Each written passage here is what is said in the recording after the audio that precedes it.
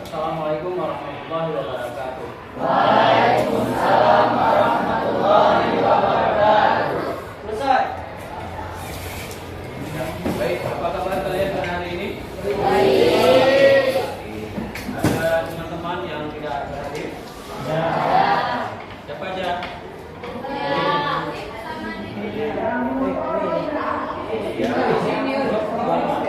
Ada satu lagi Pak. Bismillah.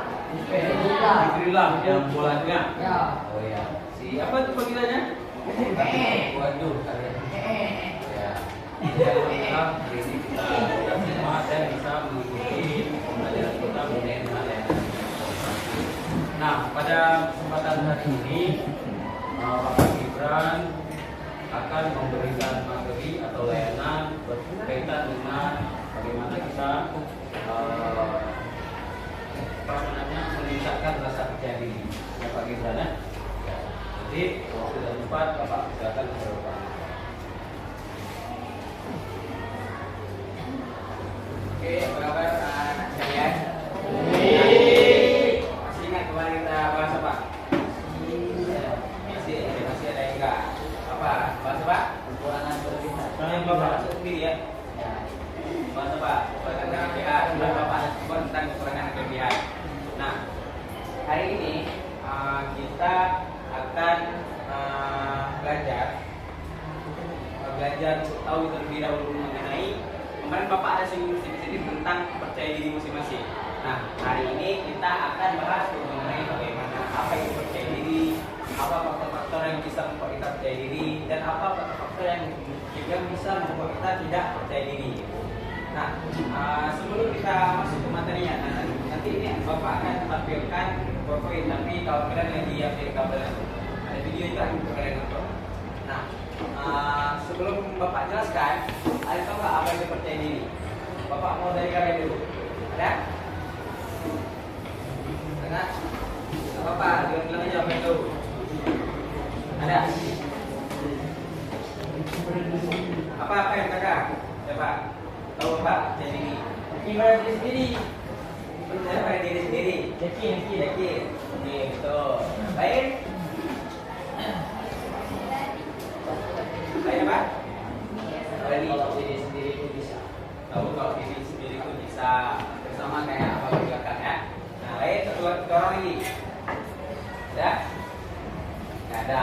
Nah, oke. Nah, jadi kan istilahnya semua yang kalian sebutkan tadi itu betul. Percaya diri itu berarti kita percaya kepada diri kita sendiri. Bagaimana kita menghadapi suatu masalah ataupun bagaimana tingkat kepercayaan diri kita terhadap diri kita sendiri. Istilahnya kalian masuk kalian terhadap bagaimana keadaan SMA 1 ini. SMA 1 ini terkenal dengan prestasi yang luar biasa. Anak-anak yang di dalam SMA 1 ini terkenal dengan belajarnya yang keren lah, banyak prestasi yang keren dari SMA 1. Nah, di sini kan berbagai macam SMP, ada yang SMP, ada yang pesantren punya.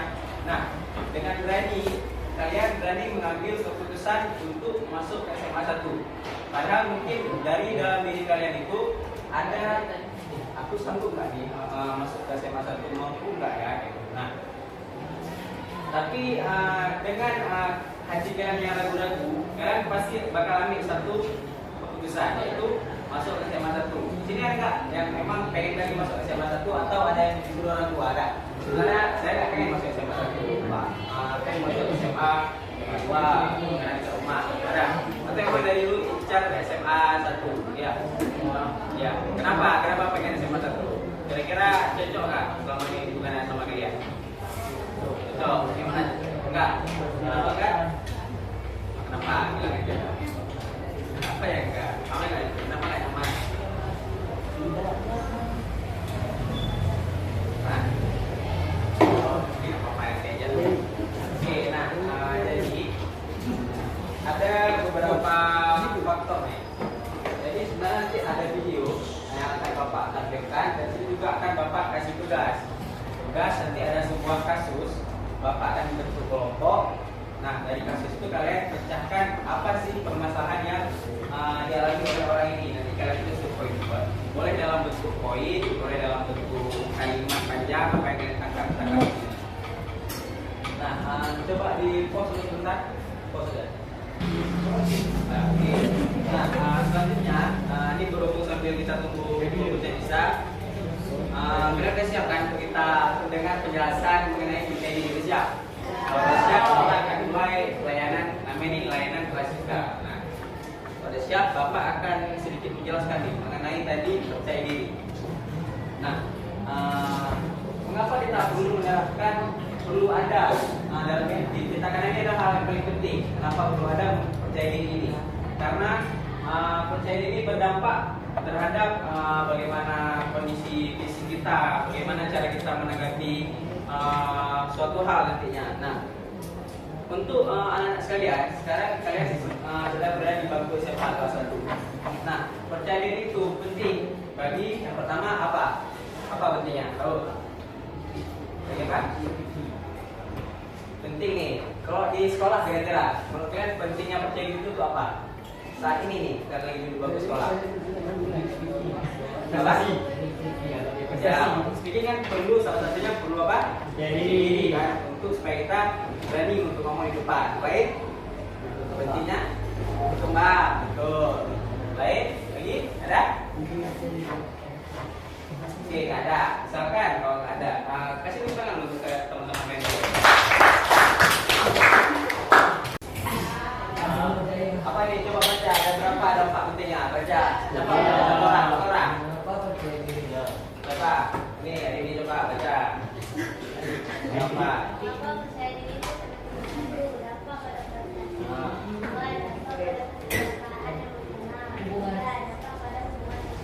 Nah, berarti ada nih 3 dampak jika kita memiliki kepercayaan diri yang bagus.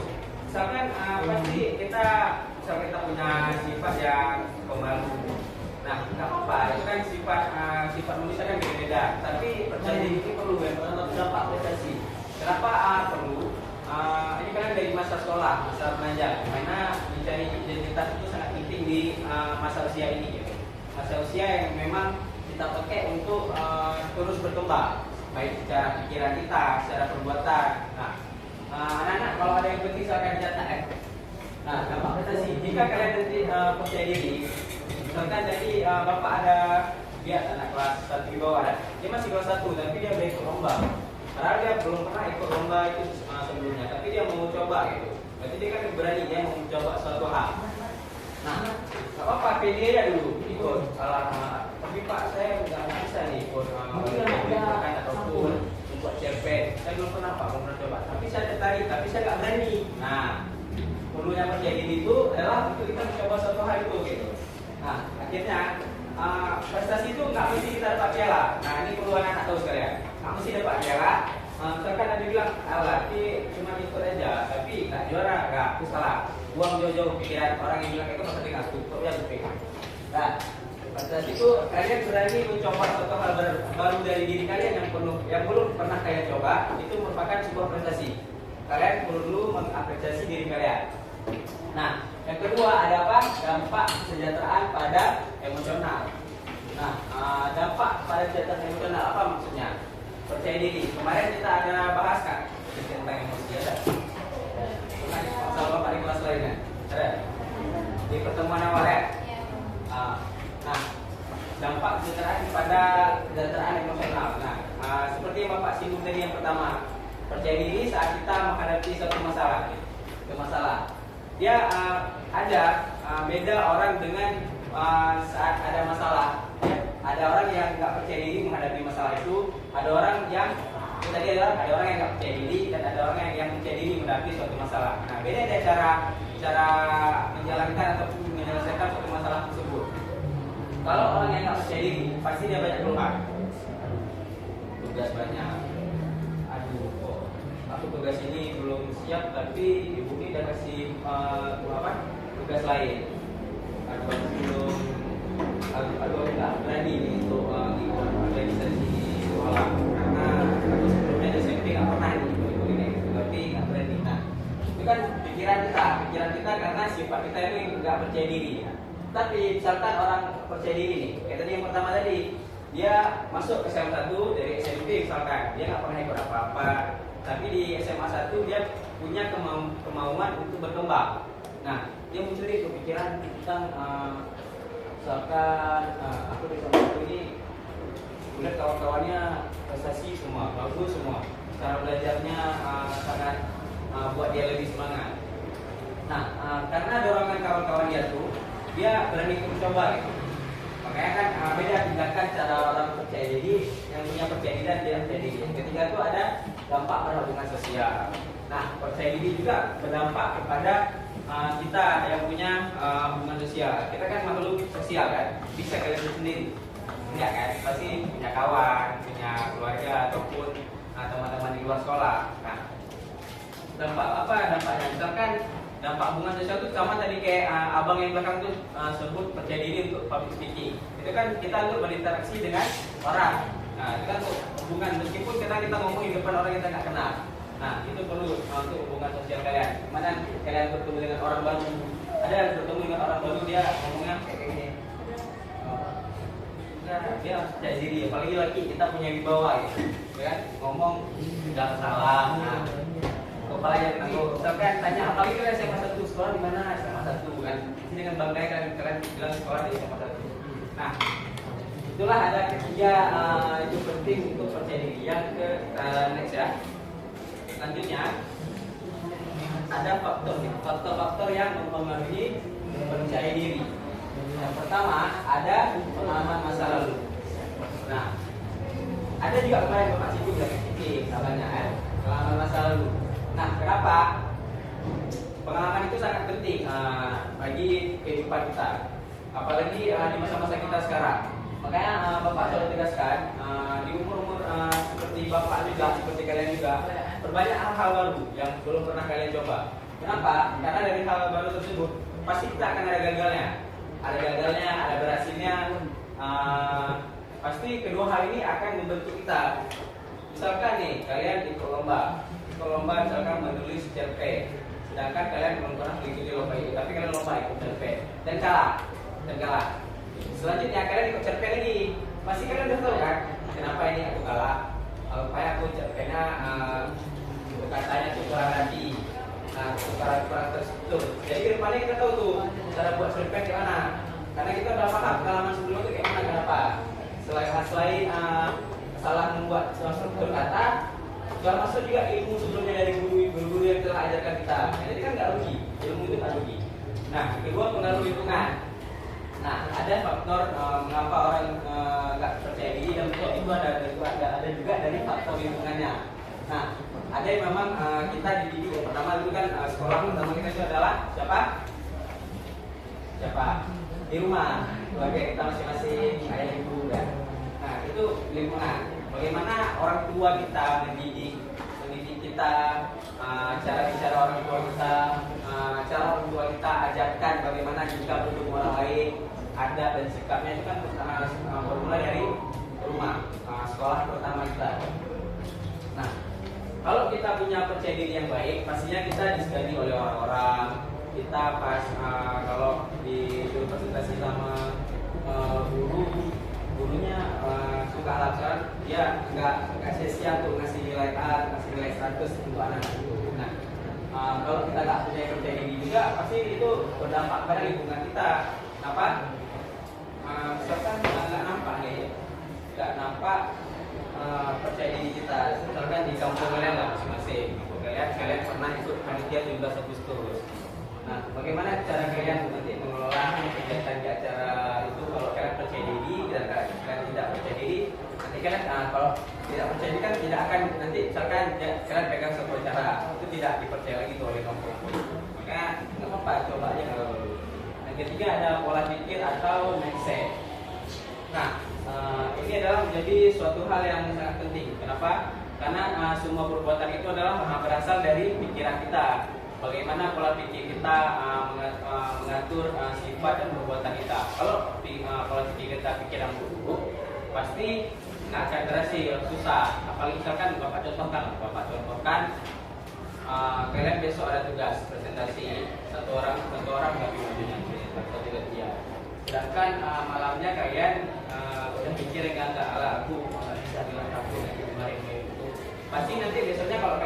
depan, itu kalian semuanya sambil buku, sambil mikir kemana-mana.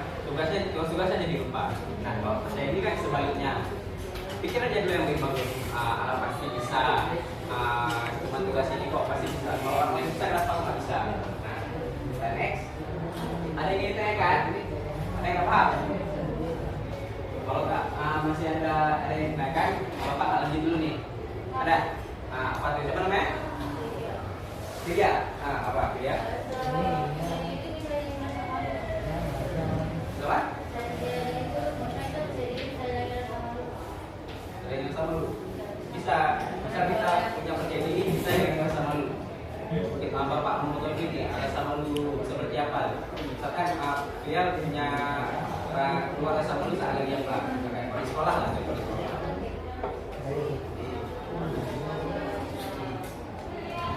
Nah, itu pasti itulah penyebabnya tadi dari bagian ketiga, yaitu pola pikir. Di pola pikir kita. Karena sebelum kita presentasi kadang mungkin kita kurang persiapan. Beda percaya diri yang persiapan yang matang dan tidak matang, pasti beda. Kita menjadi lebih pede kalau persiapan kita lebih matang. Nah, kalau lebih matang pastinya kita lebih pede untuk menyampaikan suatu materi. Nah, jadi nggak perlu dan tidak perlu.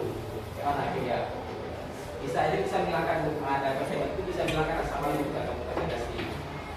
Jadi, kalau ada kita lanjut nonton video. Praktek tentang praktek percaya diri dalam kehidupan sehari-hari ini sangat cocok untuk kita terapkan di kelas. Nah, ada tiga. Yang pertama itu partisipasi aktif di kelas.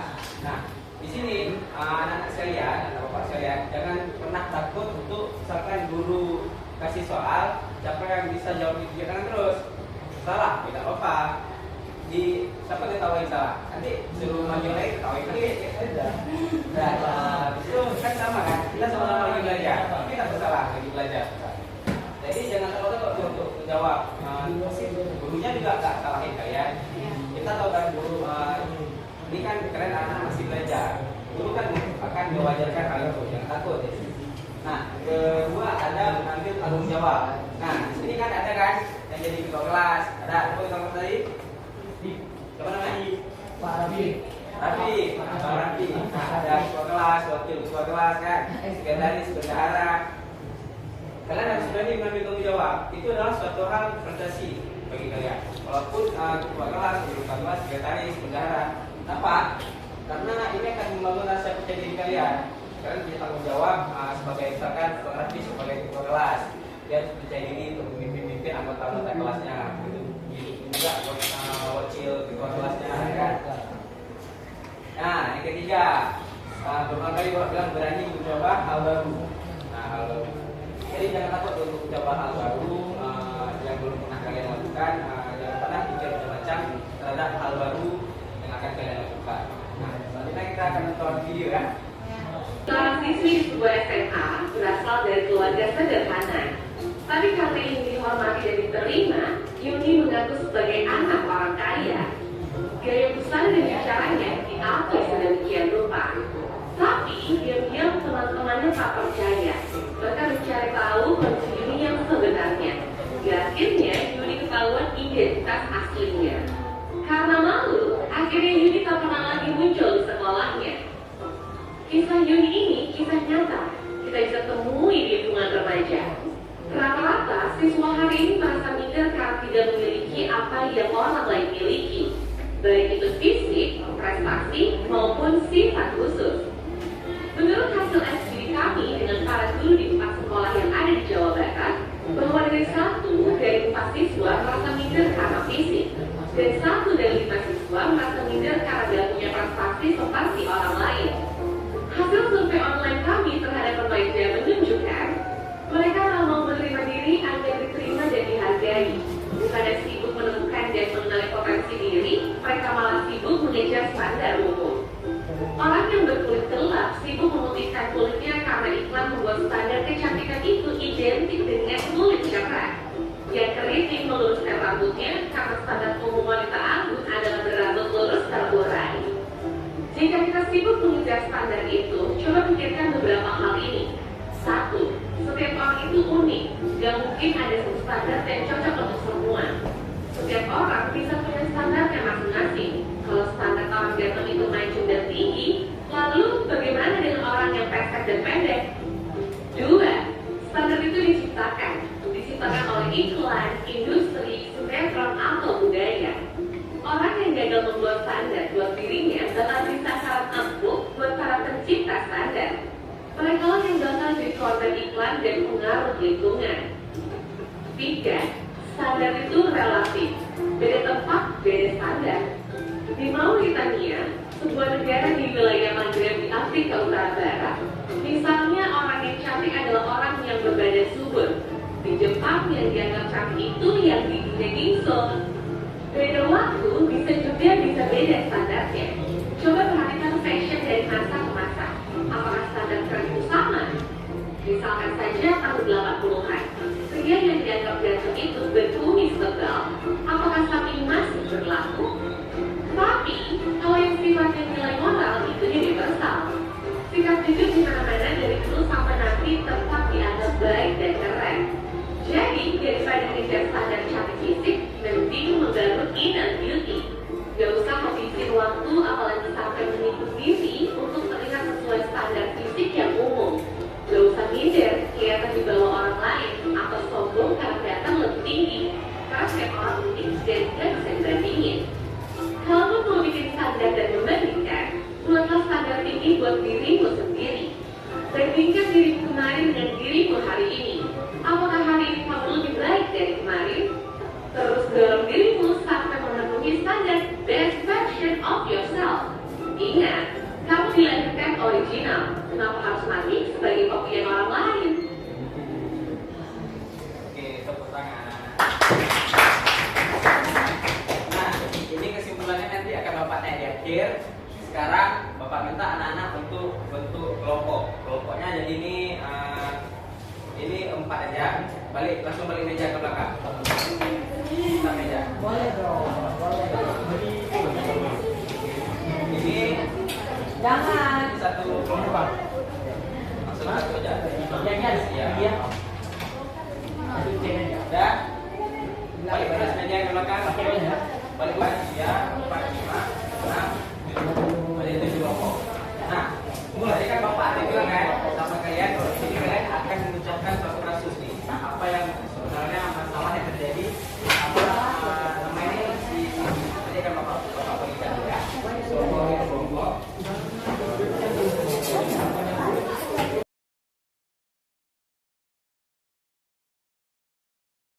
Oke, nah itu coba baca ya. Nah, jadi ada nama kelompok. Ini nama kelompoknya tulis di belakang ya. Di belakang. Terus ada sebuah kasus. Di sebuah kelas ada seorang siswa bernama Budi. Budi adalah siswa yang pintar dan memiliki banyak potensi. Namun, ia sering merasa ragu dengan kemampuannya sendiri. Ketika guru memberikan tugas atau proyek, Budi selalu khawatir apakah ia bisa melakukannya dengan baik atau tidak. Ketika ada kesempatan atau berbicara di depan kelas atau mengikuti lomba, Budi selalu merasa cemas dan akhirnya memilih untuk tidak ikut. Suatu hari, Budi mendapatkan nilai rendah dalam satu tugas mata pelajaran favoritnya. Nah, setelah itu, ia mulai merasa bahwa ia tidak cukup pintar dan tidak mampu meraih prestasi teman-teman yang lain. Seperti teman-teman yang lain. Nah, akibatnya motivasinya untuk belajar menurun dan ia semakin menarik diri dari kegiatan kelas. Dan Budi juga bahkan mulai mempertimbangkan untuk menyerah pada impian dan cita-citanya. Nah, jadi anak-anak Bapak, sini Bapak minta kalian seperti menganalisis ataupun cari apa permasalahan si Budi ini. Boleh buat, kalau kalian kelompoknya boleh buat mudah dalam bentuk poin-poin aja apa yang kalian dapat. Kalau yang lebih mudah berparagraf, boleh juga. Mana yang bisa kalian? Boleh dalam bentuk poin ataupun bentuk paragraf. Paham? Paham? Ada yang paham? Bapak tanya aja ke Bapak. Paham?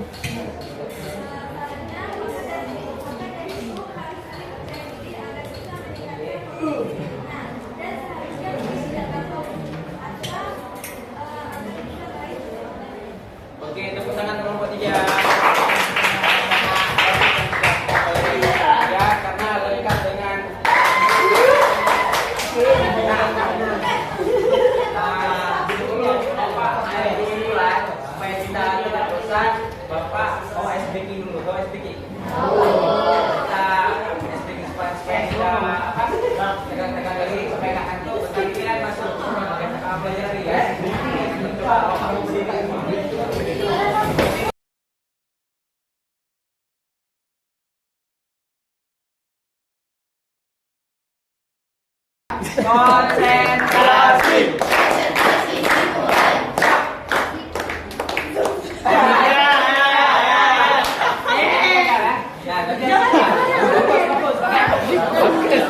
Itu penuh kan juga. Penuh kan juga.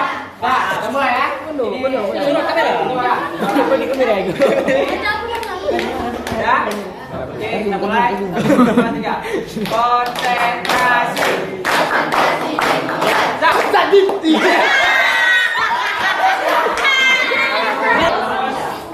Oke, dah. Easy, Nah, boy. dulu ya.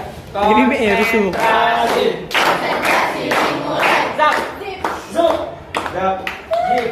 Zoom.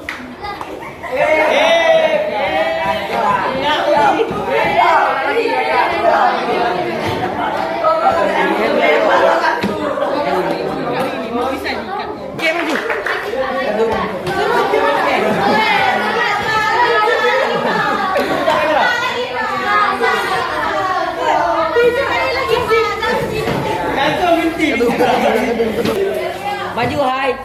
Ayo. Marah Ipe.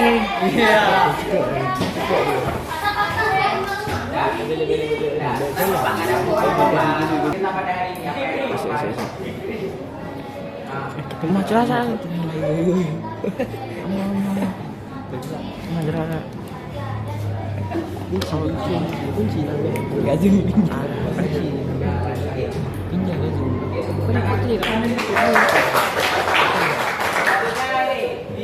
hijau. Belakang hijau. Kakak ini.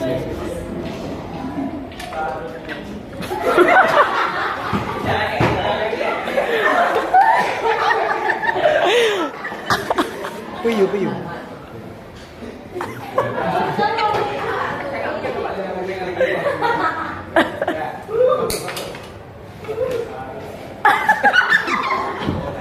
Dia ketawa sendiri tu Pak. Ketawa sendiri dah tu. Puyuh. Ya, apa yang dapat bikin Dia tu. jadi akan kita berubah. Pinjam belum? Pinjam. Dia punya keinginan untuk bisa public speaking nih, supaya bisa berinteraksi dengan orang secara bagus. Ya, bagus. Habis sedikit lebih banyak. Ya. Nah, oke. Untuk dibilang tadi bagaimana kalian bagaimana kesimpulan. Nah, jadi kan kesimpulan yang dapat kita ambil bahwa percaya diri itu adalah sangat penting karena itu akan berdampak baik kepada kita pribadi ataupun hubungan kita dengan orang lain, hubungan sosial kita. Bagaimana diri kita mengeluarkan sikap, menunjukkan sikap kita kepada orang lain itu akan berdampak pertama untuk diri kita dan untuk orang lain juga. Nah, percaya diri itu kayak tadi kita jelaskan berdampak kepada prestasi kita, hubungan sosial kita dengan orang. Selain itu apa tadi satu lagi? Hubungan sosial, terus apa? Emosi kepada emosional kita. Nah, ini sangat penting untuk melakukan ataupun melatih kita supaya percaya diri dalam baik itu menghadapi sesuatu hal baru ataupun hal lama. Jadi jangan sungkan-sungkan untuk mencoba suatu hal baru dan harus berani. Pertama itu semua ada dalam diri kita, harus berani untuk percaya diri. Nah, karena itu akan membuat kita juga semakin berkembang. Jadi Bapak terima kasih kepada anak-anak Bapak sekalian telah sangat berinteraksi yang sangat bagus untuk kelas kita hari ini. Terima kasih atas perhatiannya. Mohon maaf jika Bapak ada salah perkataan atau salah cakap. Nanti kita akan berjumpa di pertemuan berikutnya. Bapak mohon nanti jika Bapak jelas lagi tentang materi ini, anak-anak masih ingat. Nah, oke, terima kasih. Assalamualaikum warahmatullahi wabarakatuh.